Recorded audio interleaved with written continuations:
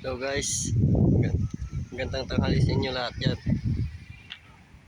Gusto nyo bang bumili ng lupa guys? Ito guys oh, tamang tama sa kaya ng budget nyo. Oh, tingnan nyo, lawak. Oh, may mga kahoy pa yan, pero kung walang kahoy guys, makikita nyo kung lugar ito, lawak guys. Gusto nyo makabili ng lupa, mura at sariling lupa nyo guys.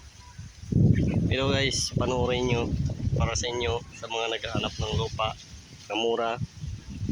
So guys, nakakabili po kayo dito kahit sa halagang magkano po kung kayang bulsa nyo. Per kilo po ang bintang lupa din eh. Hindi po hektarya, per kilo po. So guys, per kilo po yun dito. Gusto mo bumili, per kilo, hindi hektarya.